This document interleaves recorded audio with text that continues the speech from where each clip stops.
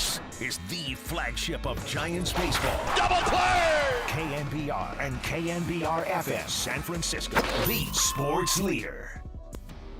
From the mound. The Giants have won the ball game. Bill Laskey, in his first major league start, has shut out the Montreal Expos. To the mic. Friend of the show, let's bring in Bryce Eldridge. Let's welcome in Lee Jung-hoo from Rocky Mountain, North Carolina. He wears number 65, Landon Root. Well, I appreciate it, Bill. I always enjoy talking to you. Let's welcome in Wade Boggs. Let's bring in Will the Thrill. He's the ace of the staff. Let's welcome in Logan Webb. Logan, how are you today? I'm doing good. Good to be on here. Welcome to Extra Innings with Bill Laskey. Giants sweep the LA Dodgers. Sponsored by Lunardi's Markets of the Bay Area. Quite simply the best. Right here on your exclusive home of the San Francisco Giants. KNBR, the sports leader. 0-0 game, 2 on the pitch. Swinging. There's a high drive way back into left field. Headed for the McDowell Mountains. Adios, Pelota. Over the wall, and I think over the grass-covered hillside, up into the trees, and maybe bouncing toward those mountains in the distance. Wow. Welcome into a Sunday edition of the Extra Inning Post-Game Show here in San Francisco. My name's Bill Laskey. I'll be hosting the show here for the next couple hours, talking about the Giants and what's going to happen here in the 2026 season. It's starting. It is going to be starting March 25th against the New York Yankees. As the Giants are winding down their Scottsdale Stadium, they have only a couple more games next Friday and Saturday. They only have 5 more games in spring in Arizona, and then they're back here next Sunday against the Sacramento River Cats in Sacramento. Then they play 2 home games, Monday and Tuesday, against Mexico, and then it is all on. The 2026 season starts. But today was unbelievable. Never saw it before. Susan Slusher even just put it out there. Since 2008, since they started doing spring training stats, there has never been a perfect game. And the Giants today, 26 up, 26 down by the Milwaukee Brewers, and the pitching was fabulous today, highlighted by Robbie Ray, Carson McDonald, Tristan Beck, Matt Gage, and Gregory Santos. So some good pitching. We'll get into that, of course, in the second inning. It took 27 minutes for the Giants to finally get 3 outs. 12 hitters came up, 5 walks, and that was highlighted by Gerard Encarnacion's 2-2 cutter by Drone, the left-hander by the Brewers. He hit it 463 feet. Hit it over the trees in left field. Never saw a ball hit that far. And John and Dwayne said the same thing. He is on a tear right now. He is pushing his way onto this roster, his second home run in spring. He's got 13 hits, 9 RBIs, 2 doubles. He had a nice game today. He went 1 for 3 with that home run, hit a deep fly ball to center field his second time up, and then hit a ball in the warning track his third time up. So he is swinging the bat very well. The one that I want to talk about today especially is Matt Chapman. 3 for 3 today, 2 doubles and a base hit. He's got 6 doubles already in spring training, 13 for 29 on the spring, hitting 448. What I'm seeing about Matt Chapman, and I saw this back in the days when he was with Oakland, he's going to right field a little bit more, waiting for that ball to get into the zone a little bit deeper, and then going to right field. He had both doubles, one to right field down the right field line, the other one to right center, as it bounced over the fence in right center field, or he would have had an RBI. But a nice 3 for 3 game by Matt Chapman. Grant McCray, another one that's really fighting to get on this team. 2 for 2, had a nice bunt base hit to start off that second inning, had a nice base hit in the 5th inning. 2 stolen bases. That's right, 2 stolen bases. He's got the speed. Played some center field today, really made some nice running catches. It's going to be really hard to find out what the Giants are going to do here in the next 6 days before they get home at Oracle Park. But it's a good situation to have with so many players that are really fighting to get on this 26-man roster, as well as the bullpen. A lot of arms throwing today. Of course, Carson McDonald had a nice 1-2-3 inning with a strikeout. He only threw 16 pitches, 10 for strikes, Tristan Beck, of course, coming back from the WBC. He threw an inning and 2/3. Really nice pitching by Tristan Beck. 5 up, 5 down. He only threw 12 pitches, 9 of them for strikes with a punch out. Matt Gage came in to face a lefty, threw 1 pitch, threw a slider, and got a pop-up. And then Gregory Santos, with all the pressure in the ballpark on him as a no-hitter and a perfect game was going on, he got the first 2 guys out, ended up walking the hitter named Pratt, and then Burke ended up getting a double down the right field line, and that's how they only got 1 hit. That's the only way they got 1 run. So the Giants end up winning this game 7-1. The Brewers with 1 run, 1 hit. And that was it. They only had 2 base runners on the entire game. But it really revolved around Robbie Ray today. Of course, he's the second one in line behind Logan Webb in the rotation. He was fabulous, really throwing the ball well. 5 innings, no hits, no walks, 8 strikeouts. He really pushed it to the fastball slider type game. He got the fastball up to 96, elevated the fastball many times and get that 3rd strike. But the slider was quick today. John talked about it. Dwayne talked about it. A good break on that outside corner to lefties. And he was showing it on the right-handers on the outside corner. Primarily, like I said, a fastball slider mix today. He threw 2 knuckle curveballs and only 2 changeups. So he went hard today when you're looking at a fastball between 93 and 96 miles an hour. The slider was about 86 to 88. Really perfect speeds on what he throws out there in his arsenal. And you start looking at what he did per inning. Boy, he was fabulous. 8 pitches his first inning, 5 for strikes. 12 pitches his second inning, 8 for strikes. 17 in the third inning, 9 for strikes. 4th inning, 16 pitches, 10 for strikes. 11 pitches, 7 for strikes in the 5th inning. He only had 2 3-ball counts. So he was around the plate.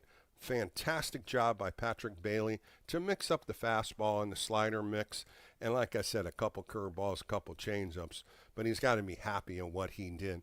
8 first pitch strikes, 15 hitters. 15 up, 15 down. That was really good pitching. And, of course, Robbie Ray gets the win. Gets his earned run average down to 1.2. Going into the game today, 9 2/3 innings, 7 strikeouts, 4 hits, only 1 earned run. Pretty pleased with his outing, as well as the rest of the bullpen.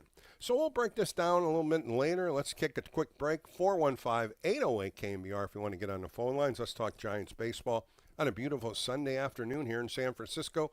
I'm Bill Laskey. You're on KNBR, the sports leader.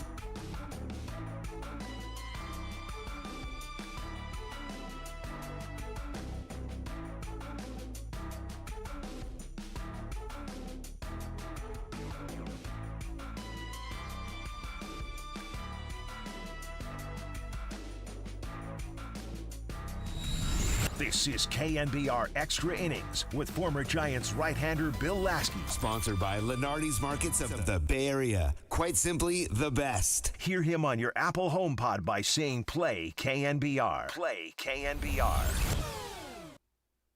All right, welcome back to the Extra Inning Postgame Show on a great Sunday here in San Francisco, and it was a nice day in Scottsdale. A sold-out ballpark, only 2 more home games in Scottsdale. That'll be on Friday against the Kansas City Royals. Logan Webb will get his final tune-up before opening day. And then next Saturday, they play the Cleveland Guardians, and they pack up and they come home as they play the Sacramento River Cats in an evening game on the 22nd. 5 games left in Phoenix and surrounding areas in Arizona, and somehow, some way, they got to break this down. 54 players are still in camp to a 26-man roster, and you start thinking of what's going on next. You have Maley pitching tomorrow. He's going against San Diego and Peoria. They'll be traveling there to place the San Diego Padres. Killian's pitching, Walker's pitching, Bivens is pitching after him. Tuesday is a team, everything's off day. So most likely a lot of decisions will be taking place on Tuesday. And then Wednesday, they go to Camelback Ranch and play the L.A. Dodgers. You can hear it right here on KNBR. John Miller was just talking about that. Thursday, they go to Salt River and the Talking Stick, and they play the Colorado Rockies. So 3 away games before Kansas City and Cleveland Friday and Saturday. And then up here in Sacramento on Sunday, and then 2 home games on Oracle. And the season's going to begin. I cannot wait for this season. A lot of tough games on the front part of the schedule with the Yankees, the Padres, the Mets, the Phillies. It's going to be fun, and it's going to be an exciting time for the orange and black. 415-808-KNBR if you want to get on the phone lines. Let's get on them. Got a few people calling. Let's go to Bar Fighter in San Jose. Bar Fighter, how are you this afternoon? What's rocking? Prime time. Well, they had a good game today. I really felt a lot of the younger players played well, and at the end, they almost had a perfect game. 26 outs. They would have had a perfect game. That would have been pretty cool.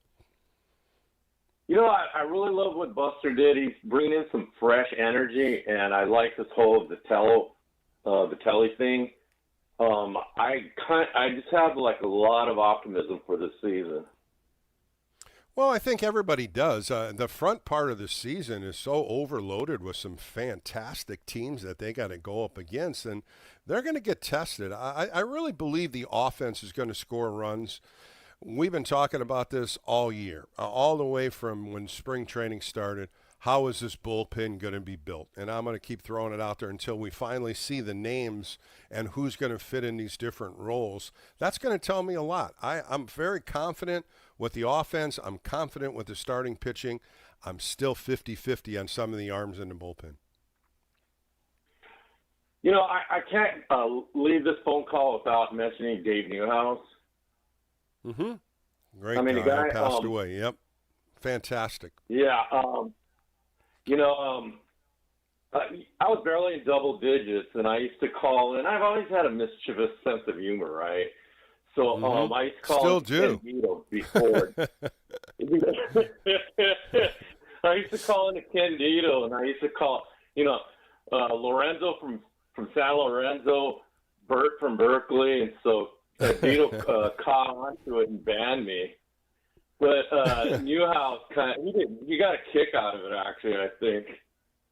Yeah, Dave was fantastic working at KNBR, did a lot of late-night call-in shows, and, of course, I got to know Dave back in the day in the 80s when I pitched with the Giants, and after I left my career, I saw him at the ballpark a lot. Fantastic writer, fantastic human being.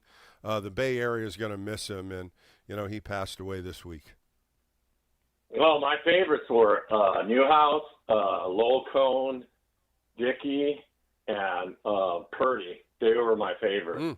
They Boy, were. you named 4 good ones right there, Barfinder. Each one of those guys had their own personalities when they wrote something. A couple of them ripped on you. A couple of them were homers, but they all told the truth. They all came out and really were Giants fans, A's fans, Raider fans, Niner fans. They were there all the time. They did a lot of work, and of course, a few of them are still alive, and I do still talk to a few of them that you mentioned. Good people. And now that they're retired, you don't get to read their work that much. But, boy, in the day, the Green, the Chronicle, everybody was picking up the Chronicle or the Merc or the Oakland Tribune to read some of these great articles that these guys wrote. Oh, man. When I finally got my freedom at age 16, I got my work permit at 16. So I got a 10-speed bike. And I used to go to, the newspaper box, and I used to pay a dime for the Peach and 25 cents for the Chronicle, Sporting Green. It was awesome, man. And then you know what you want to know what my favorite day of the week was? It was Friday. Sporting say that? news. I love the sporting the sporting news was fabulous, man. That was great. And even the Sporting Digest was good, too, the smaller booklet. So many good things in baseball back in the day that they don't have anymore, and some great writers across the nation would fill the articles with so many good things about the different teams that you didn't really see or talk about on the East Coast or in the Midwest. It was mostly out here on the West Coast, and that was always an encyclopedia for all of us to read. And I thought you were going to tell me the Sporting Green, man. The Sporting Green with the green sport page, that was all it, man. I'll never forget those days. Did you guys ever have like on your spread the sporting news? We used to read them all the time. Murphy used to throw them on our picnic tables, and we used to read a lot of stuff. Sporting news, like I said, the Sports Digest, so many different Sports Illustrated. We had a lot of books in the locker room that we just picked up and read, and a lot of it was just, Murph filling us with different things in baseball. And that's what's so great about Murph. Murph did so many different things for the team out of his own pocket, bought them, brought them in, newspapers, Chronicle, like I said, the Merc, Oakland Tribune. He always had papers and books for us to read and keep up. And, I was really religious on the Chronicle. That's how I used to know who my next opponent was, as well as reading the box scores and keeping that box score until I faced that team to know who was hot and who wasn't. That's how I kept it. And I was so in tune of doing it every day. Even when I went on the road, I'd get the box scores and understand if I was pitching against the Padres on Friday and I just got done pitching Sunday, Monday through Thursday, I'm watching every box score to know who was hot and who wasn't. That's awesomely cool what you just said. Hey, yesterday, the guy that you interviewed, awesome interview, man. A couple of them, man. Oliva was great. He's got a lot of energy. I'm going to get to talk to him a little bit more after the conversation we had. He goes, man, Bill, 12 minutes wasn't enough. I want to talk more to you. And we're going to hook up. I mean, Jared's a good kid. Speed is lightning. He got his 11th stolen base today. Really good energy. And, feed off that when you just do a first interview with somebody you don't know. And he's very electric in how he spoke to you as fans. And then, answering my questions. And toward the end, he was really funny, but a great kid. And I just don't know where he's going to fit on this team. Bar fighter off the bench is a pinch runner, a good defensive outfielder. Hitting is a little lackadaisical. But other than that, those are the personalities I like to talk to in spring training until the team breaks and find out where they fall, and then go back as the season continues and talk to them more. Yeah, I was really interested in the Latin guy that you were talking to. He was very Erwin Higueras. Yeah, Erwin Higueras. Yeah, he was fantastic. A play-by-play announcer. Of course, he does all Latin radio with Tito Fuentes. He's just a good friend of mine. I've known Erwin for over 25 years. And I always like catching him, and we do those back and forths real good. But I did that interview on Tuesday. I did a sports phone KNBR show, and that interview was awesome. I had so many people go, man, I missed it. Can you play it again? And I talked to my producer, Danny Dunn, and I said, Danny, what do you think we should do? And he goes, well, play it again. Let's get it out there again. So we did that yesterday. Same thing today. Brad Grums, the senior clubhouse manager of the home side. And nobody really knows how hard these clubhouse guy works. And I'm going to play that one again, too. I had that on Tuesday. And fans that listen to it on Tuesday, you'll have to listen to it again today. But these are two fantastic interviews about people behind the scene. Irwin, of course, on Spanish radio. Brad Gremm's running the home side. You won't believe, Barfighter, how much work these guys do. He's only got a team of 5 people helping him. And you talk about over 75 players in and out of there, uniforms, and everything else you can think of, bats, equipment, and then travel. These guys are unbelievable. Of course, Brad took Mike Murphy's job, and, of course, Merson, and now in the National Baseball Hall of Fame. It was pretty cool over the winter. He got elected into that, and now talked to Brad Gremm's, but that's coming up later today. And I also got an interview with Oscar Bernard. Oscar Bernard is the assistant hitting coach with the Giants this year, and he's got a great relationship with Latin players.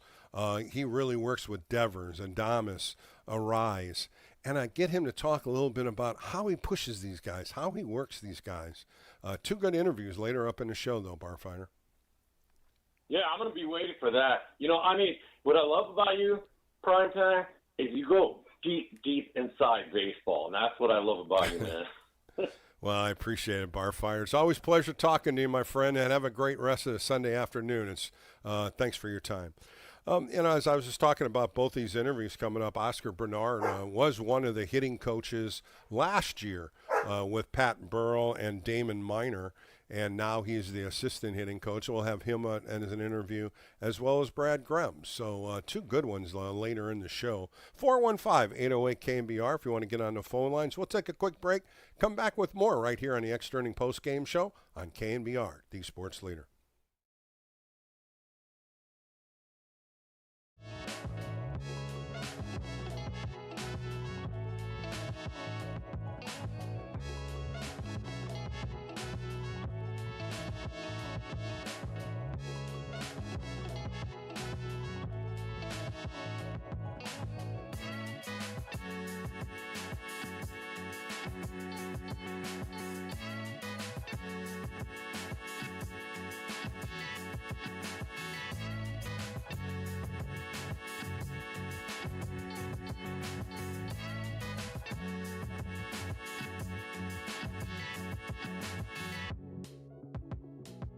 John Henry with the Henry Union Square Hotel in San Francisco. Yep, I'm back, and I have a great deal. The Orange and Black are back, so go on Friday night, March 27th. It's against those pinstripers who belong in jail but got out and are coming here. They're playing on Saturday, so go either night or both nights on our baseball special. You get 20% off a deluxe room with parking and our table called Continental Breakfast. Call now 800-995-HUSH. That's 800-995-HUSH and ask for the baseball special.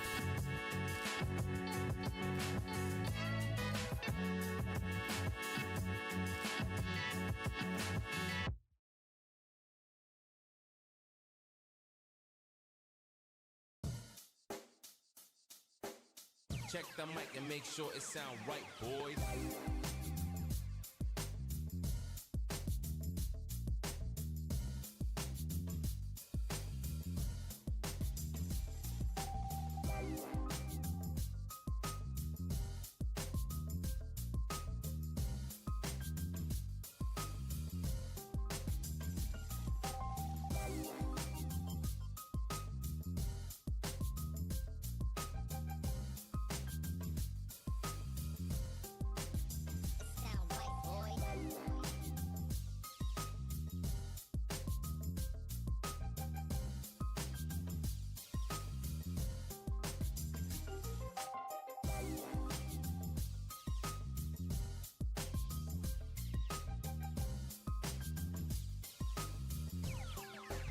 It sound right, boys.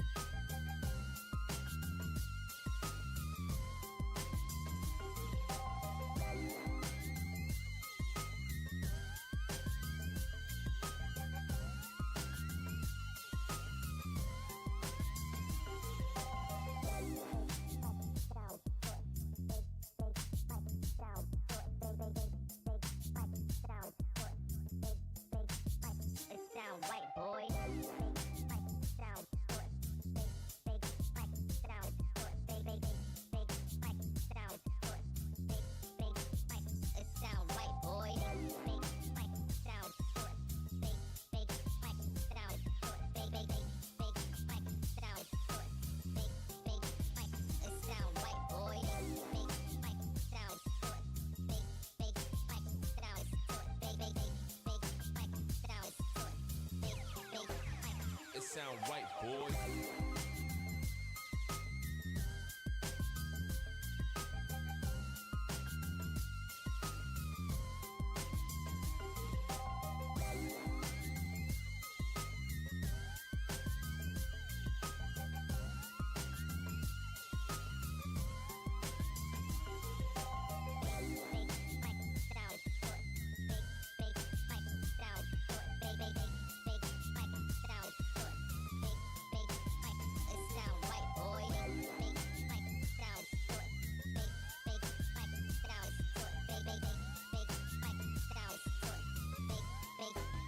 It sound right, boy.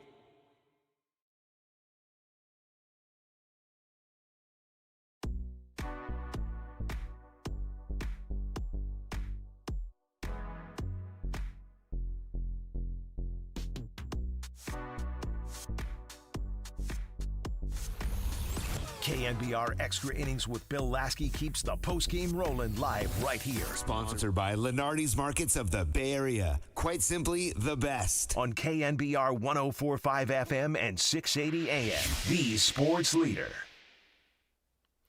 All right, back on the Extra Inning postgame show. Giants win today in Scottsdale, 7-1, 7 runs, 11 hits. No errors for the Giants. 1 run, 1 hit, 1 error, and it was almost a perfect game. 26 outs, 26 straight outs until a walk by Pratt. When you talk about Gregory Santos coming in the game in the 9th inning, and then a double by Burks, and the Brewers end up scoring a run on 1 hit. But fabulous pitching today, and love to talk about Robbie Ray, what he did today, and how he went out for his business. I mean, literally 15 up, 15 down with 8 strikeouts, a nice elevated fastball. He got it up to about 96 miles an hour today. Cross seam, of course, mixed up the speeds pretty well. 93, 94 most of the day, and then he pumped it up 95, 96 with the grunt, and he got a few punch-outs. Like I said, 8 punch-outs.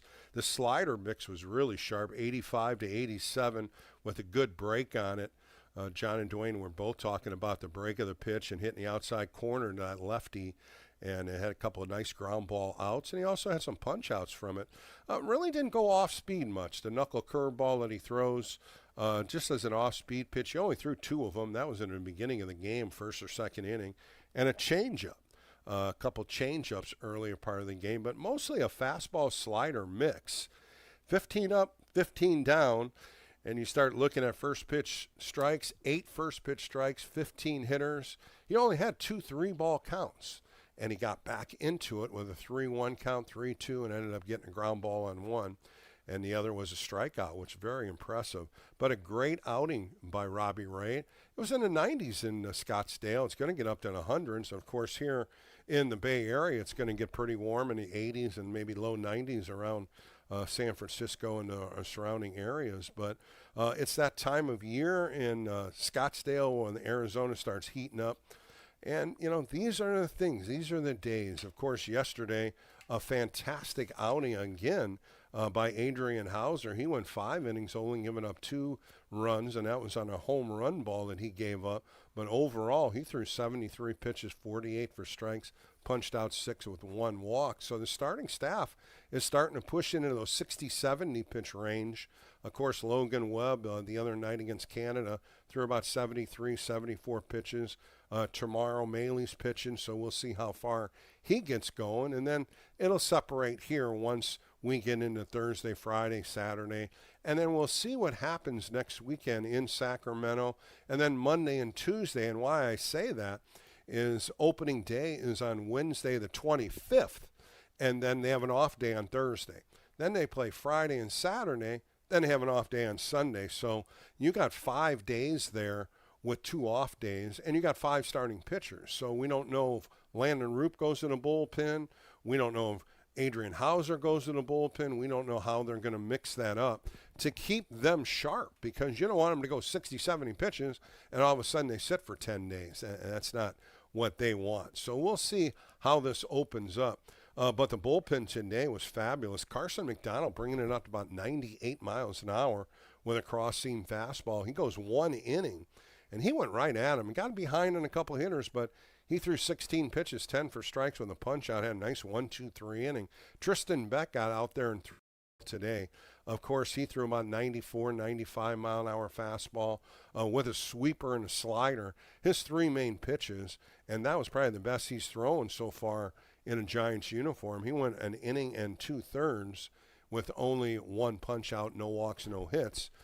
He filled the strike zone with strikes, 12 pitches, 9 for strikes. So good pitching right there. Of course, Tony Vitello goes into a lefty against lefty in the 8th inning. Matt Gage comes in, throws 1 pitch, a nice slider, and gets fly ball to left field. And after 8 innings, they had a perfect game going, 24 up, 24 down.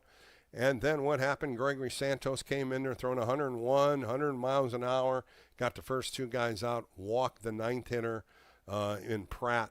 A pinch hitter comes up, Burke hits one down the right field line. But overall, just a good outing on the pitching side. And I think that's what you want to start seeing with some of the bullpen, putting zeros on the board. Of course, yesterday, a real tough outing for a guy that I really, really like is Keaton Wynn. 4 hitters up, a couple walks, a base hit, and a grand slam, an ugly game for him. And he was pitching so well. And we'll see if he bounces back. We'll see what they're going to do with him. Because you start looking at this bullpen with Ryan Walker, most likely will be your closer. Jose Budo, of course, is in the WBC. He's pitching for Venezuela. Spencer Bivens, middle guy, could be a setup man. Did a little bit of everything. And then after that is really what they're going to do. Are they going to use a Gregory Santos? Are they using a Carson Seymour, a Michael Fulmer, J.T. Brubaker, Kalen Killian? So many names are still in the mix here. The good thing on the left-hand side, Eric Miller threw a great job 2 nights ago on Friday. Gave up a hit and he punched out 3, thrown in the mid-90s. And they were saying in a report, Tony Vitello went over to Patrick Bailey. He goes, man, I couldn't really see how he was throwing. And Patrick, I guess, looked at him and he said, oh, he wasn't throwing, he was dealing. And I really believe that's exactly what Eric Miller had to do to show the team that he was healthy. Of course, he had a little stiff back, and of course he feels a lot better now, and now he's going to be out there competing here in the last 5 games in Arizona to be that setup man from the left-hand side. Other than that, Matt Gage is another possibility if they're going to go with 2 lefties down in the bullpen, and you'll start seeing if they're going to go with a 13-man bullpen and starting staff. And we just don't know what they're thinking. We can analyze it, we can guess, we can do whatever we want to do until we see this 26-man roster on March 25th, which I think they're going to wait down to the last day because they are still competing. When you go on the offensive side, Bryce Eldridge had a nice day today, 2 walks, got a base hit in the 7th inning. He ended up getting an RBI on a walk. He's fighting with Gerard Encarnacion, who hit a 3-run bomb today. Both those guys, I think, are fighting for a position as a DH or a backup first baseman. You start looking in the outfield. Is Luis Matos going to fill that 4th spot? You have other outfielders. When you look at Jesus Rodriguez, who they threw out there yesterday in left field, who's a possibility. Will Brennan is the guy I was thinking about from the Cleveland Guardians, experience in the outfield. Very good outfielder, very good contact hitter, and got a nice base hit yesterday. It looks like when you start looking at the utility infields, it looks like Kristen Koss and Casey Schmidt will probably fill that role. And a quiet spring by Kristen Koss, hitting .429. He had a nice 1 for 2 today. But he goes to the opposite field real well, puts the ball in play, and has good speed on the bases. So I think both those guys will fit in the utility position. And then you start looking behind the plate. Patrick Bailey will be your number 1. And then you start thinking, well, is this going to happen? Is Daniel Susak, the young 6'4" catcher, going to be his backup? Or are you going to go with Haas? And Eric Haas is having a pretty solid spring also. 415-808 KNBR. Let's get the phone lines ringing. Got a couple good interviews coming up, but we'll take a quick break. Come back with more right here on KNBR, the sports leader.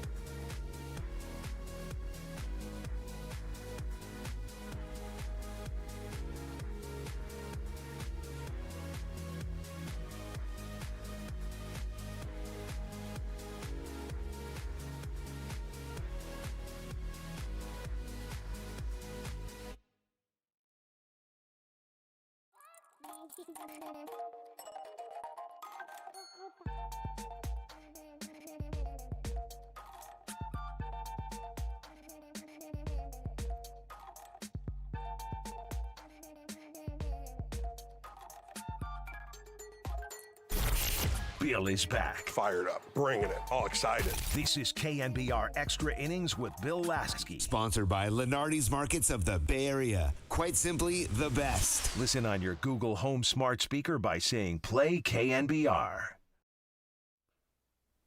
All right, back on the Extra Inning post-game show with Bill Laskey. 5 games left in Arizona for the San Francisco Giants. They go to San Diego at Peoria Sports Complex tomorrow, 105 game. Maley going to get to start again. We'll see if he goes 60, 70 pitches. Tuesday's an off day, and most likely that's when they're going to have some very big meetings to see the cuts and see what's going to happen. Still, when you look at this 54 players in camp, there's got to be a major cut coming up here as they grind down here before March 25th. Wednesday, they play the Dodgers. They go to Glendale and play at Camelback Ranch. You can hear that game right here on KNBR. Thursday, another away game. They play Colorado Rockies at Talking Stick by Salt River. And then they're home Friday and Saturday. Kansas City Royals on Friday. Logan Webb will get his last start before he gets the opening day start on the 25th. And then they close out next Saturday at 12:05 against the Cleveland Guardians. And then they travel back home. They'll do a split squad. Some guys will go to Sacramento to do the River Cat exhibition game. And then Monday and Tuesday they gear up at Oracle, which I really think they need to just to get getting ready for Oracle Park. You got Jung Hoo Lee that needs to play right field. You got Harrison Bader who's got to learn a little about center field. Luis Arai, second base. I think that's really going to help them, those 2 games. And also climate control. You know, you're coming from Arizona this week in the high 90s, maybe low hundreds. And, of course, here in the Bay Area, as you can tell, hay fever's got me going for the last couple of weeks. And it's been really tough on me with hay fever. And again, it's just that time of year in the spring. So, You know what? Spring has sprung, no question about that. A lot of flowers, a lot of pollen in the air, and we'll find out as this season is going to be starting on March 25th. 415-808 KNBR. Let's get to Andrea in Berkeley. Andrea, how are you doing on a Sunday? Good, Bill. How are you? Hay fever kicking in, but that's usual for me. You know, you can do so many Claritins and you can do so many things to try to clear it up, but it's stuck with me, and I've always had hay fever all my life, so it's something I can deal with. I'm going to Google natural remedies for hay fever and let you know what I come up with. Fire away. I'm all ready for it. Yeah, no, that's my penchant. I used to work in an herb shop in Berkeley. I learned a lot about natural herbs and healing. Give me a magic potion, would you? Yeah, I'll do the best I can. Well, we got one coming up. We got the March spring equinox, March 20th, and Mercury finally out of retrograde March 20th. So we're looking forward to that. So the baseball season actually starts with Mercury not retrograde, although it's in its shadow period. So still got to allow for extra time. And, I was actually at Fan Fest yesterday. I didn't get a chance to call in. How was it? Beautiful day yesterday. Super fun. It was like you said, it was a beautiful day. It was really fun. KNBR had this really nice booth set up with these really cool calendars of, the Giant schedule for the year ahead. Those are great. And on the other, really handy to have for the whole Those are season. great. Those bigger ones are like 11 by 14. Yes. I love those. They really tell you don't have to put your glasses on to read one of those, Andrea. Exactly. And they're very handy. They're hard to Did you get to walk around the ballpark? Did you see the dugout, the locker room, the press box? That's pretty cool. When you've never done it and you don't see it during the year, and then you get to visit it, you kind of get an idea of what it looks like. And very cool for Oracle Park to open the doors for fans to see that. Yes, it's a really nice, unique way to celebrate the beginning of the season. Andre, I don't know if you heard the news today. One of your favorite players went down with an elbow injury. Hayden Birdsong. I know, Hayden Birdsong. Went down, and he's going to get a couple of different looks. Yeah, get a couple different exams to see what's next. Sad news. The young kid has really been pushing through a lot of mental anguish and pitching, and now the arm has faltered, and we're going to see how severe it is. Yes, he's August 30th, 2001, and fellow Virgo, and Saturn transits, delay not denial is the mantra, but it rules the skeletal system, bones, knees, teeth, joints, back. A couple injuries in the bullpen when you look at it, Andrea. You got Hayden Birdsong, then you look at Joe Pagera, who had the hamstring issue. Boy, he was a big part of this bullpen last year. If you remember some of the games he came in throwing in the high 90s, and he's out with a hamstring issue, and that really knocked two good arms out of the bullpen with Birdsong and Pagera. But still, there's a lot of guys fighting to get positions here, and it's going down the last 5 games in Arizona, and then you got 3 up here, and you just don't know what they're going to do. I have no idea, and I have no inclination of one guy better than the other. They really have kept that quiet. Yeah, no, time will tell. And a really playful thing with KNBR schedule on the back of it, one says Devers delivers, and the spring training game was on the scoreboard at FanFest, and he hit a home run. And then another one said Vitello vibes. So that's really playful, the way they put like a really cute thing on the back of the schedule. But yeah, nice game by Robbie Ray to October 1, 1991. Yeah. Very good game. Yeah, he looked sharp today, and just listening to it with Dwayne and John, and the quick innings, quick pitches in the strike zone. He really relied on fastball slider mix today, but he was sharp, and the Brewers went out there about 4 or 5 regular guys, and he went right through them, 15 up, 15 down. Very impressive, Andrea. Yeah, I know. That was really quite a spring training game. It went down to the last inning, the last pitch almost. So that was for a pretty perfect exciting. game. How about that? Yeah. Well, you got your homework to do for me, Andrea. You got me your homework. Now you got to get me cured, right? Perfect. Andrea, thanks so much for calling in. Thanks again, Andrea. Appreciate your time. All right. Thanks, Andrea. Let's go out to Hayward and talk to Rick. Rick, you're on an extra inning post-game show. Giants played a pretty good game today. Almost had a perfect game. That would have been fun to talk about. There's nothing I can complain about today. Nothing. Wow, very nice. I mean, almost a perfect game. I thought maybe you would have said, wait a minute, Bill, they gave up a walk and a hit. But no, pitching went well today, and I was very impressed with what Robbie Ray did. Well, the only I guess I have to take that back. The only thing I can complain about is a sad situation with Hayden, and gosh, you just don't know. You know, if it's an elbow issue or is it forearm. If it goes into both, then most likely it's going to be a Tommy John. We just don't know about ligaments. We don't know what they said. He's going to get another look and feel on it. I think he's going to go to Georgia, if I'm not mistaken. I read something. He wants to go see one more doctor before, the exam comes through and they figure out what's best for him. But just a young arm, Hayden Birdsong, a young kid.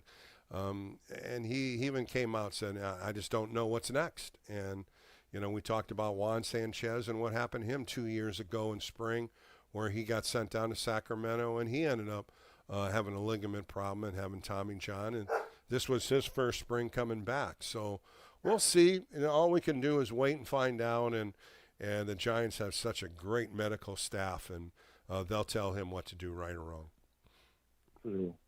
True. Hey, okay, so yesterday we were talking about a little bit about the bullpen.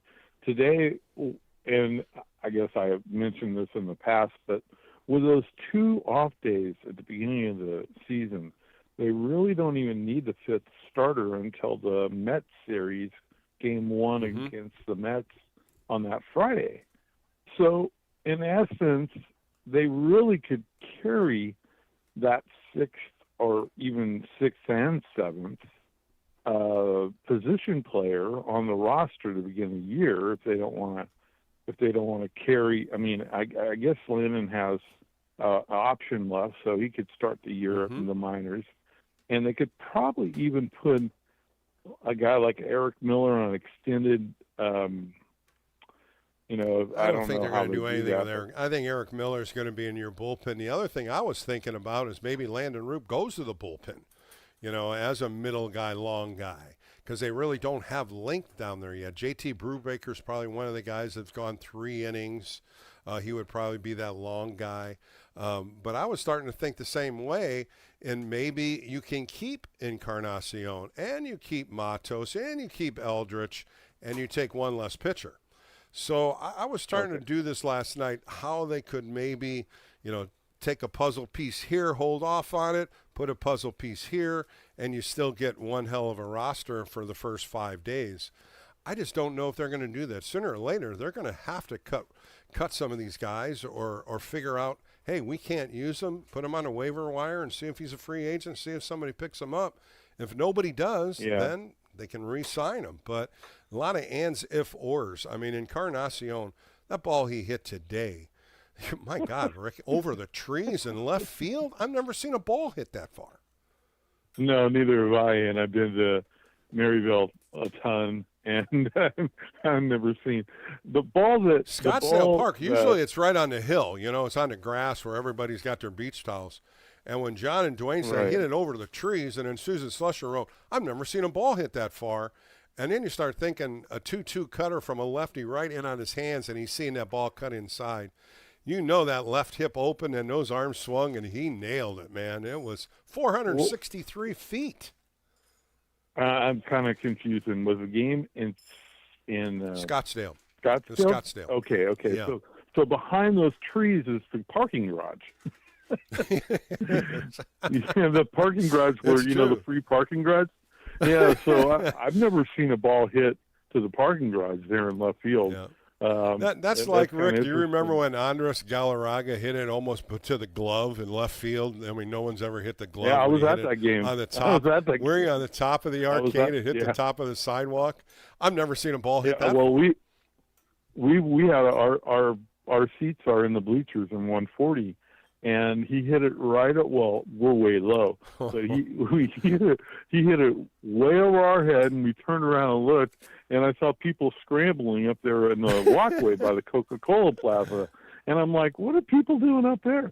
But then again, when he was on the team, he actually did hit it to the 501 sign when they had it up by the glove. So he's the only one I've ever seen hit it there during it at any time of the year. But you know, let me ask you something. You go to the park a lot in your bleachers.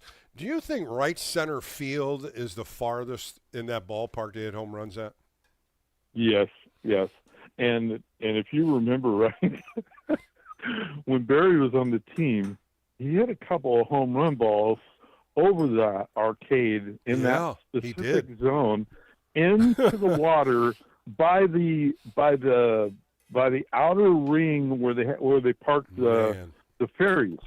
And we were looking, and we're like, wait a minute, that's 600 feet.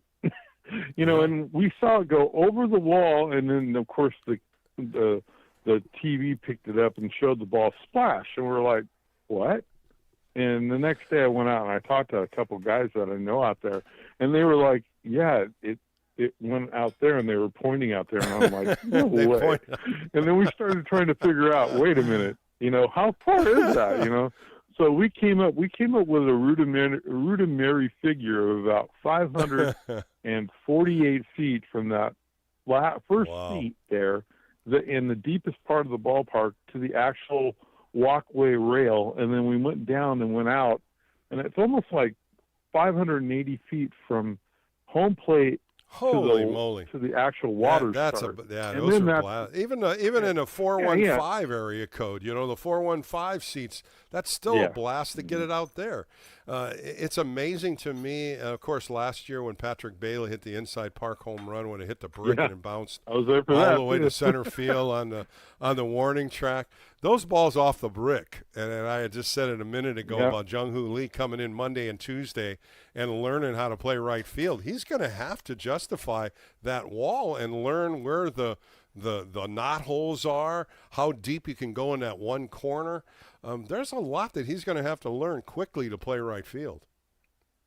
Well, remember, most of the right fielders play right center field at the ballpark. They set up in right center field. So they basically give away the right field line. And so he's played there enough. It won't take him that long to figure it out. He played right field in a WBC, no question there. I mean, he's a great outfielder. And I love what Tony Vitello said in one of his press conferences. He said, I want all my outfielders to be able to play every outfield position. And I think that's what they should be able to do. I really believe each one of them can, and most likely all these outfielders have played all three positions, high school, college, minor leagues. Right. It's not that difficult to make that array of change, or I should say just to understand how the ball carries this way, how the ball turns, Ramos and left, how the ball hooks. Different things for each outfielder, but I think they're comfortable in any which way they play. So you think Eric Miller and Matt Gage are going to be our two left-handers out of the pen? I do. I really believe those are your two lefties, if they go with two lefties, and I think they're really pleased with Matt Gage. They're throwing him in different spots. I am too. There's no way 6th, 7th, and 8th inning, I think that's where you're going to see him. He pitched really well for a couple months. He didn't give up a run.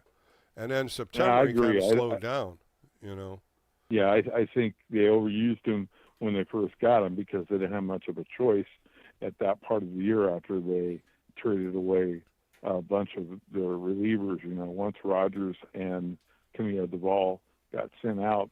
And you and I talked about Carson Wisenhunt too. I just don't think they're ready to put him in a bullpen. I think he'll go down to Sacramento and be one of the starters. No reason not to. And you start looking at Carson Seymour, who I really, my eyes are open on that kid too. He's got good stuff. He's got quality stuff. He came up a little bit at the end of the year.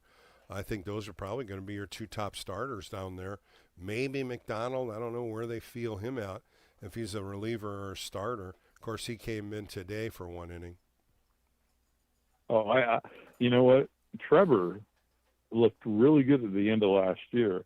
And he hasn't looked at all bad in any of his outings this spring. So Trevor McDonald could be one of those guys that could come in, especially at the beginning of the year where the pitchers don't have length yet, and he can give you 2-3 innings and that will be interesting. I have Bevins, McDonald, and Brubaker as our swing. I have Do you think Carson Seymour, who threw a nice inning today, Carson Seymour's got good stuff. He was in the high 90s. McDonald was more of a guy they brought up last year as a starter that could be one of those guys to get length. He's got nasty stuff too, but Seymour coming in today, I mean, he was dynamic. A nice 1-2-3 inning, got about 98, 99. A solid right-hander. I loved what Kipe said. Here's the big kid, Carson Seymour. But those guys got some height and some weight on them too. Well, answer me this, since you're the pitcher. How do you gain a mile or two an hour on your fastball? Because that's what Seymour has done since last year. He didn't have 96 to 98 last year. No. He had 94 to 98. A lot of that is your training in the off season, and that's the biggest thing, how much you train. A lot of exercise, a lot of weights, small weights to gain strength, and a lot of long toss. I really push long toss with all the pitchers I teach. Long toss is the best thing you can do. It gets length on your arm, gets strength, and I think that's one of the big keys of any pitcher. You see them, and you look at so many different variations of what they're doing with weighted balls and then the stretch poles and all the different elastic things they do to stretch your arm out. But you start seeing more guys throw long toss, and I really believe that's one way you can gain a little bit extra speed. Gosh, that made me think. I did a dive yesterday on Robbie Nin, and I remember those 5 years he was before he broke down and hurt his arm. But that 2002 year, I went to probably every home game and most of the road games that I could get to within 500 miles. And I watched Robbie Nim throw lawn toss every day. It didn't matter, 183 games plus spring training, Robbie Nin played long toss every day. And that guy was Elastoman. I days that I thought for sure he was not going to pitch, we'd be out in San Diego, and I'd see him throwing lawn toss, and I'd say to him, I'd go, dude, you're going to pitch today? And he just kind of gave me that thumbs up, like, and we'd be like, oh, my God, you're going to kill yourself. And unfortunately he did, but he's the one. I tell you what, he had a heart of gold, man. You give him the ball, and he was going to put the ball through the wall. That was one thing Rob Nim did. And just a solid If you have any of your so pitchers you teach, if you have any pitchers you teach that don't like to do lawn toss, tell them to talk to Rob Nin. Or just show them Rob Nin's body of work as a Giant, and that will do it. Anyways, getting back to Rick. It really is. But listen, buddy, have a good rest of Sunday. Thanks for the call once again. It's always great talking baseball with you, Rick. Thanks so much. All right, talk to you. Bye-bye. All right. Yep. All right, we're going to take a quick break. Come back with Oscar Bernard. He's an assistant hitting coach this year. We're going to talk some about the Latin players that he loves to talk about.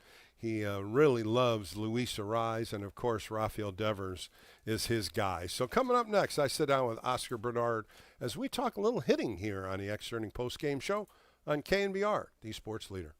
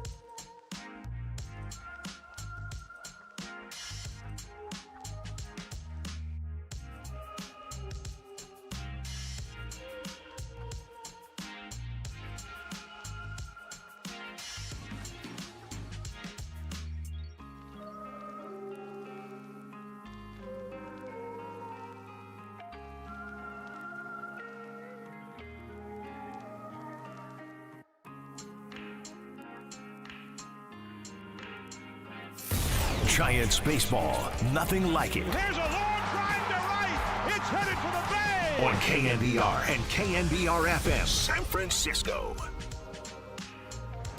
The game may be over, but we know you want to talk more ball. So KNBR Extra Innings with Bill Laskey continues. Sponsored by Lenardi's Markets of the Bay Area. Quite simply, the best. We are KNBR 104.5 and 680, the sports leader. Welcome back to the Extra Inning Post-Game Show with Bill Laskey. I'm honored to bring a guest on. Had him on a few times last year. He's the assistant hitting coach for the San Francisco Giants. Let's welcome in Oscar Bernard. Oscar, how are you today? I'm doing fantastic. Thank you for having me on your show. Thank you. It's always a pleasure talking hitting with you. In spring training, we're halfway through it. Only got about maybe 10 more games left. How do you feel the hitting has gone, and is it improving as spring's going through? Yes, we've been more good than bad, but the big boys are getting their rep. They're getting ready for the season. They're anxious to start regular season and make it super interesting down the stretch. I think the boys are almost close to get ready for the season. Well, they're definitely looking forward to it, like all the fans and all of us are. That's the beginning of a new season, and this year you're his assistant hitting coach. And how is that going for you? And I know last year you had a great connection with the Latin players. I'm sure they're loving you that you're back. Yes, it has been a blast being back. Another opportunity to help the team to win and help those players to feel comfortable and confident and help us once again to win ball games. So it's been a great opportunity once again with a new manager, new hitting coaches. I think that the chemistry between the coaching and the staff is right there. So it's been good. It's been good. That's great. And let me ask you a few things. You've been around big league camp. You talk about the mainline hitters, the Rafael Devers, the Willie Adameses, Matt Chapman. They have kind of a set schedule on how they hit through spring. I mean, they're going at it, but they're also learning and getting their body and mindset. Am I right here? Well, you're right. I think it's where you hit the line is not very important to me. And I mean, the new manager is proving it. Like they want those guys go out there and take the reps and do the best they can and see pitches and work on their stuff. And that's it. I think the lineup doesn't mean anything right now. What about preparing for the season as they're getting closer? What do you think? They'll get another 10 or 20 at bats before the season starts? Well, hopefully, yes. But some guys need more about than other maybe less. But yes, let's talk about 12, 15 about, and those guys are going to be ready to go. You're right. Oscar Bernard joining me on the Extra Inning Post Game Show. Oscar, when you come up north, is there a difference when you're playing in Arizona for so long in spring training? Now all of a sudden you're playing in Sacramento for an exhibition game. Those two games at Oracle Park are going to be kind of evening games. Is that going to be good for the hitters to get in and get used to it? Well, yes. Every time you travel north and coming from the south, in this case Arizona, I think the weather is different and the atmosphere is a little bit, I would say, completely different when you get to SF. Is the climb. I mean, the weather is different, but they need those two games to start getting used to the different weather and little bit comfortable with it. So yes, we need those two games to do that. Oscar, you have a new hitting coach on the side of you, Hunter Mintz, 4 years with the Toronto Blue Jays. And I know in the past years, the Giants have been striking out a lot, hitting-wise, different things about the strikeout in certain situations. I was seeing where Hunter Mintz and the Toronto Blue Jays, they were the third best in not striking out. Is he bringing a different approach to the hitters? Definitely, yes. Definitely, he's bringing his knowledge, his passion, and I think that the boys early on been embrace his message, and I think that the difference is already noticeable. Early in spring, the boys been hitting the bat high, getting quality at bat, taking quality at bat, and making emphasis on put the ball in play. I think he's bringing his knowledge, and the boys are taking it and a goodwill. Well, I know in last year, Oscar, we talked about it. It was proven fact, runners in scoring position. Man, the Giants just couldn't get anybody in last year. It was troublesome because you guys were in so many close games and just that key hit just didn't happen. Are you working at things with hitters as you as being a hitting coach, or is there a method for all the hitters to understand a little bit more concentration with runners on base?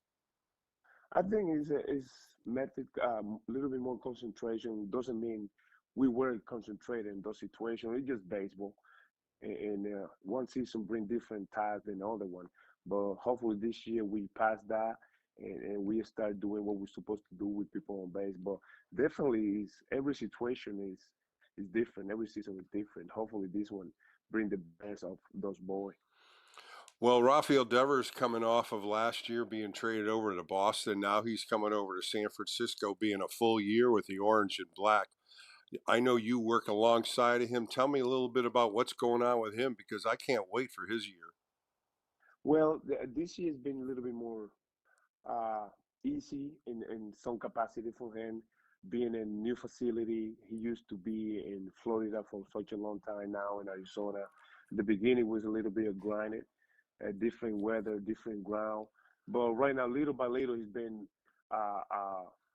being good with his preparation, and I won't say good, solid, consistent with his preparation. But the main thing for him is just stay healthy and take reps and just prove what he can do on the field. Yeah, he had that slight hamstring issue, took a couple days off. I think that's the smartest thing for him. Get off his feet. But you know the guy always wants to hit. You know he's in the cages with you all the time. How did you slow him down? There's no way slowing down a hitter like him. Those guys, there's no way when they say we're gonna work on something, we stay there for half an hour until he figure it out, and then we move on. But it's no way you're slowing down superstar and good hitter like him. I'm pretty sure other hitting coaches go through the same situation with their superstar too. Oscar Bernard joining me for a few more minutes on the Extra Inning Post Game Show. I got to talk about two guys that are really fighting to make this team, Luis Matos and Gerard Encarnacion. Two guys are having a pretty damn good spring. They're just running out of places in the roster to put them. How are these guys going at it every day knowing that? I think they go about preparation wise, they go about normal. Like last year, everybody's going to get in the rep and the K's, BP and stuff like that. And now when the games came, they trying to take advantage of each at-bat and prove they belong to the big league and try to make that team. But nothing different, just another day and they just go about their business. Oscar, a lot of young players have been coming up and down. I mean, you start thinking about some of the young talent that's been bouncing up and down. Who has caught your eye so far? Bo Davidson is one of the main guy we had, and coming from minor league and bat is good. I think it's electric. The power is there.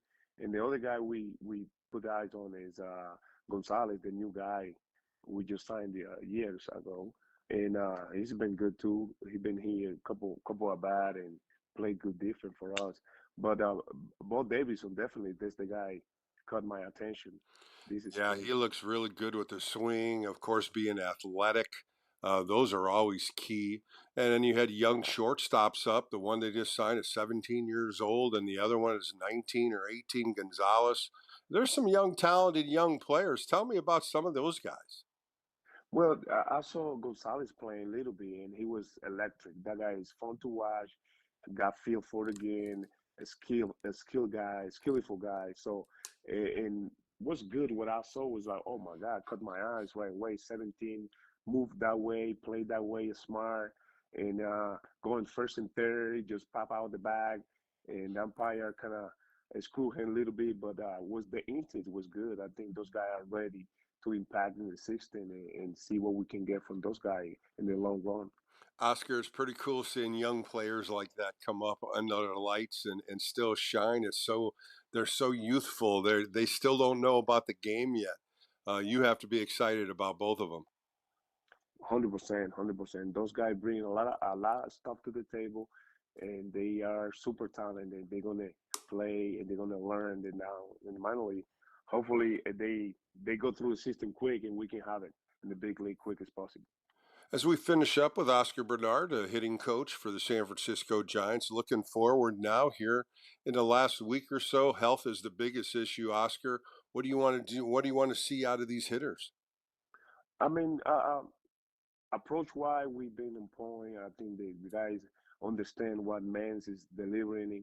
The message is being clear. We're trying to put the ball in play. We're trying to take our swing and our pitch and stuff like that. I think the boys are understanding and they're being executing, which is the most important thing.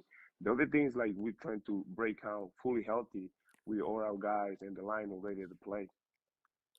Well, same to you and all the coaching staff. Stay healthy and prepare yourself for that big opening day against the New York Yankees. Looking forward to seeing you as you break spring training. But again, Oscar, thank you for your time. Thank you, Bill. Thank you for having me on, and I appreciate the opportunity. That was Oscar Bernard on the Extra Inning Postgame Show. More coming up right here on KNBR, the Sports Leader.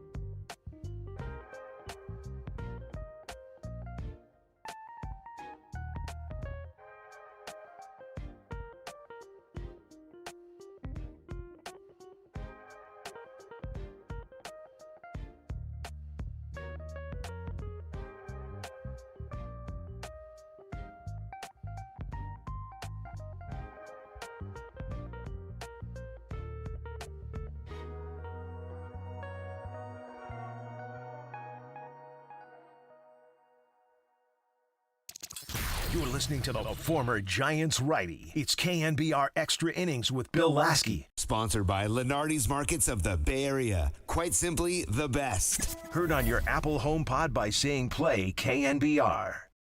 And the 0-2 pitch. Swing on the ground. Ball fair. Pass first and down the right field line, heading into the corner. Coming around second, digging for third is Pratt. He's going to be waved home, and he's going to score easily all the way from first on a ball into the right field corner. A double for Burke. And the Brewers get their first hit of the whole game. Back on KNBR, an extra inning post-game show with Bill Laskey. As John Miller said, the only hit the Brewers got today, as they Giants almost had a perfect game, 26 up, 26 down, as Gregory Santos went after Pratt with 2 outs and ended up walking him. The next hitter, Burke, pinch hit a double down the right field line. The only hit the Giants gave up, the only run they gave up. But the San Francisco Giants won today 7-1. 7 runs, 11 hits, no errors for the Giants. 1 run, 1 hit, 1 error, and 26 in a row. Never even saw something like this in spring training yet, believe it. Earlier, Susan Slusher wrote out there in 2008 there was a perfect game. That was when they were doing stats in spring training. She said she looked it up. She couldn't find anything. That has to be just unbelievable if you throw a perfect game in spring training. Come on. With as many pitchers going in there, many hitters pinch hitting, lineups changing. It almost happened today. Almost happened. 26-26 up, 26 down. And the pitching was fabulous. Robbie Ray led it off with 5 innings, 15 up, 15 down. No hits, no walks, 8 strikeouts. He was on fire today. 64 pitches, 39 for strikes. 8 first-time pitches for 15 hitters. And the key was 2 times only 3-ball counts. So he was in there mostly a fastball slider mixed through a couple curveballs and a couple change-ups. But he was on fire today, bringing it up to about 96 miles an hour in a fastball. And the slider had a nice quick break to it. Following him up was Carson Seymour, and he had a nice 1-2-3 inning, punched out a guy. He threw 16 pitches, 10 for strikes. He is opening eyes up to maybe put in this bullpen, so we'll find out what happens with him. Tristan Beck ended up going an inning and 2/3. He only threw 12 pitches, 9 for strikes, punched out a guy. Matt Gage came in just for a third of an inning against a lefty. Threw 1 pitch, got a slider, fly ball to left field. On the hitting side, Matt Chapman continues to rip the cover off the ball. He went 3 for 3 today. He's 13 for 29 in the spring, hitting .448. Calm down, Matt. Save some of those hits for the season. And, of course, the long ball was Gerard Encarnacion. Hit a ball in the left field, 463 feet. Excuse me. And that ball was over the trees in left field. And Dwayne and Johnson never saw a ball hit that far. It was a 2-2 cutter by a lefty. Ball got in on Gerard, and he nailed it. He's got 13 hits in the spring, 2 home runs, 2 doubles, and 9 RBIs. He's fighting to get on this team, and he nailed one today, 463 feet. Giants win 7-1. They have 5 games left in spring training in Arizona. They play San Diego tomorrow. In Peoria. They go on Wednesday to play the Dodgers in Glendale. They go to Colorado and play the Rockies in Salt River. And then next Friday and Saturday, they finish it out in Scottsdale. Logan Webb will get his last start on Friday against Kansas City, and they close it out against the Cleveland Guardians on Saturday. An exhibition game against the Sacramento River Cats on Sunday, and then Monday and Tuesday they're back at Oracle playing exhibition game against Mexico. Coming up next, I did a Sports Phone KNBR show on Tuesday, and I sat down with a good friend of mine. You always wanted to be a clubhouse man. You always wanted to work in the Giants clubhouse. Well, Brad Grems, the senior manager, does a fantastic job. Of course, he took it over from Mike Murphy that was there for so many years. Got down to sit down with him, and we're going to talk about what things they do and how many things they have to look in advance to, how many things they order. And you start thinking about over 75 players going through spring training. He's got a staff of 5. They work countless hours, 12 to 14 hours. We're going to find out what he does and how many other things he does. And that's going to come up next right here on the Extra Inning Post-Game Show. Brad Grums and I sit down and talk about Giants Clubhouse. That's next on KNBR, the sports leader.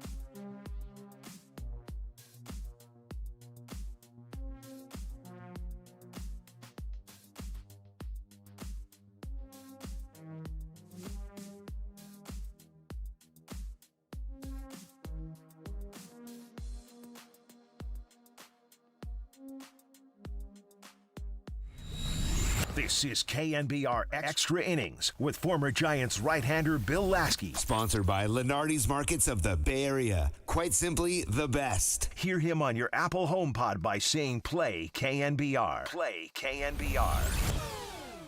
Welcome back to Sports Phone KNBR with Bill Laskey. I'm very pleased to bring in a good friend of mine. He's the home clubhouse manager of the San Francisco Giants. Let's bring in Brad Grimes. Brad, how are you today? Bill, all is great. Just another day out here in spring training, grinding away. Well, I got to right off the bat congratulate you as the clubhouse manager of the year of Major League Baseball last year, 30 teams, and you became the clubhouse manager of the year. How great was that? No, it's quite an honor, honestly, to be voted in by my peers. Something we strive for to have excellence and be the best out there. So it was awesome to receive that honor. Well, you've gone through three managers. You started with Gabe Kapler, you moved on to Bob Melvin, now you're on with Tony Vitello. Tell us a little bit about Tony in the clubhouse. Tony's been amazing. Honestly, all the managers I've had, in the past have all been great. Tony's been kind of unique in the sense of he brings a different energy and kind of enthusiasm and excitement that I haven't seen thus far from our managers. And just watching the rapport that he has with the guys every day, watching him in the dugout, and just how fired up he is. Encouraging guys every single at bat, every pitch. It's been really refreshing to see and makes us really excited for the season. Well, Brad, we always talk about coaches being in the locker room for so many hours. I think you guys, as clubhouse manager and your staff, are in there 24 hours. It never seems that you guys get an hour off, yet a day off, and it's continuing with 2 weeks left to go in spring training. It's a rewarding experience, but it's a lot of work. Yeah, and right now in spring, our days are probably 12 to 14 hours. Some days I'm here 16 hours, just depending on how crazy the day goes. The tough part about spring training is it's every single day, a lot of day games, maybe 1 or 2 days off if we're lucky. But it's part of it. We're used to it, and it's my 26th year in baseball. So, just it's part of what we know, and just kind of muscle through it. And the good thing is that spring training feels like a season in itself. So once you get past spring, the season's pretty easy after that. That voice you hear on Sports Phone KNBR is Brad Grimes. Let's go before spring training. A couple truckloads of stuff coming from San Francisco to Arizona. So many things are moving parts. So many people are involved. How difficult is that to put that together? Honestly, we have a really good system here. I actually run 4 total 26-foot trucks. We split it up into several loads of equipment, and then we do trucks, to allow anyone that front office staff or players that live in the Bay Area to throw luggage and stuff on. We have a pretty good system. Just pretty much bring everything that we need, and then do the same thing, bringing everything back to San Francisco. Well, Brad, you're in charge of major league equipment. We're talking about bats. We're talking about spikes. We're talking about so many things that players use throughout the season, yet in spring training. These are all special orders. How do you work with players for all that? So bats, I start reaching out to guys right around Christmas, right before Christmas. I'll start getting their bat orders, and then I try to put those in before New Year's. And shoes and catching gloves and fielding gloves, stuff like that, are usually on the player and their agent to source. We pretty much handle everything outside of their shoes and their gloves. Everything else is on us. And they're like, today I'm working on ordering luggage tags and shoe stickers and bat knob stickers, and you have lizard skins and just socks and all the gear. All of our Nike Authentic Collection gear is ordered a year in advance. So here in a few days, I'm going to put the order in for 2027. Wow. Hats, beanies, headbands. I mean, the list never ends, right? And so what I'm noticing now is as the younger players come up, there's just new trends and new equipment and just technology that's out there that gets thrown at us if guys wanted to try different things out. Well, Brad, let's talk about bats. There's so many new companies now that are bringing bats. They're bringing the authentic bats to Major League Baseball. The torpedo bat was such a big thing last year. It seems it's died off real quick. Tell me a little bit about all the bat orders you put in. Yeah, so torpedo bat specifically, when that craze started last year, I had 12 guys that ordered it, and that process is a little more tedious. You have to get with the analytics department, and they have all the data for the contact made, for each player on the specific part of the barrel, and you send it over, and then the bat companies kind of work with us in getting that right. So out of the 12 players, none of them have stuck. So we do have a couple of non-roster younger guys that are still using the torpedo. But there's 39 different bat companies out there right now. Wow. I would say I probably order from maybe 12. A majority of guys are ordering from Victus, Marucci, and Old Hickory and Chandler are kind of our main ones. And then you have a smaller companies here and there that guys like to order from as well. Well, Brad, colors of uniforms have changed. Guys are going away from just the orange and black. How does that make you? Do you have to order all the new stuff? And, Willie Adamas wearing purple last year. It was different look.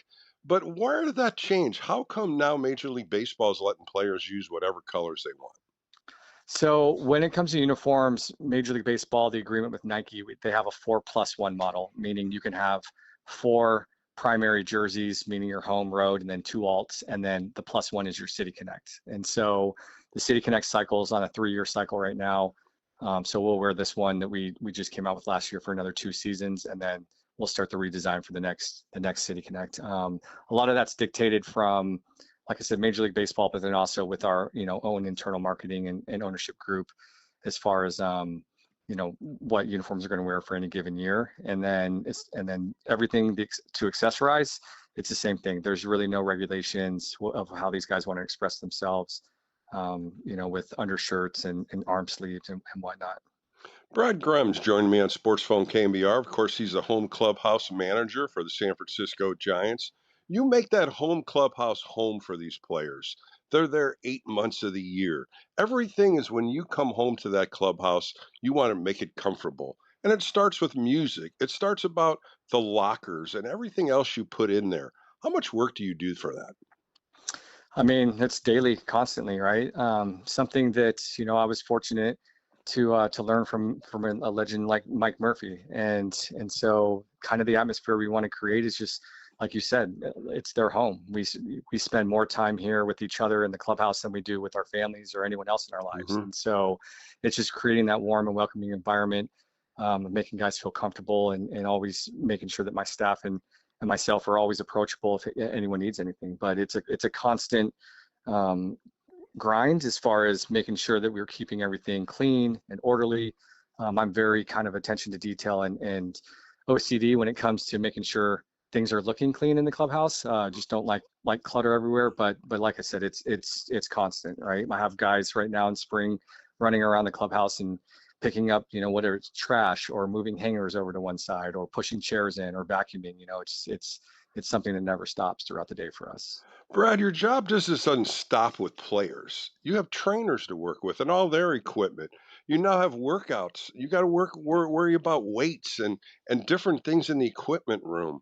A lot of different things you put on your shoulders. How difficult is that for you? I mean, it's part of the job. It's something that you get used to. And honestly, the feeling for me is once you walk through those clubhouse doors, it doesn't matter if you're a trainer or a player or a owner or coach, whatever. Like we treat everybody the same, and you're part of our family once you come through those doors, and that's what we're here to do. We do travel with a lot. We're about 10 to 12,000 pounds of equipment that we travel with on our plane, and so, and like I said before, as the technology gets more advanced, you have more machines and more just different things that are getting thrown to have to travel with and deal with. But for the most part, we all work together and make it work and go pretty fluid through the year. Brad, you work with a traveling secretary, but your staff is more important. You got guys working there constantly, some great people, some great guys that you've had for many years. Tell me a little bit about your staff. So I have 5 guys that work with me, and they kind of rotate. I like to bring them all on the road and give them an opportunity to go out there and see other cities. And if they come on the road, they usually bat boy for us. And so I kind of like to have control of the bench and have that familiarity with our players and our staff anywhere we go. But we've been together, now for some of us have been together for the last 11, 12 years. And we had a new guy start about 3 years ago, but I have an amazing staff, and these guys honestly help make everything go smoothly, and they're on it. And like I said, we're like a family. We spend a lot of time together, and so we enjoy being around each other and just make it fun throughout the course of the season. Brad, you're talking about 2 weeks left to go in spring training. So many players are there, so many extra coaches. It's a huge, huge plus for you, for all your staff that are helping you. But my goodness, you got guys from the minor leagues coming over, putting uniforms on. You got big leaguers there. You got older players, younger players. It's a mix, but you have to put it all in one category, a professional baseball player. How do you mix all that in with all these players? You know, it's a challenge sometimes, right? And trying to figure out lockers and how many guys come in. Like right now, we have 62 players in camp. We've had 19 guest coaches of former players that have cycled through. Our 15 or 14 major league coaches on staff, plus there's any given day, maybe 10 to 12 minor league coaches that are over here from Papago as well. I think it's like 150 plus people in the building in spring training. So it's it's a lot of conversations and just constantly just checking in with different groups and people and making sure that they're happy and they need anything. And so, but like I said, you start off with a lot of guys, and then as the spring tails down, you start to chop those numbers down a little bit, and it gets a little easier and easier as you go. So by the time you roll into opening day in the season, it kind of makes it easy because now you're down to 26 to 30 players, depending on guys that are on the IL, and then obviously the staff is a lot less. So yeah, going into this season's piece of cake.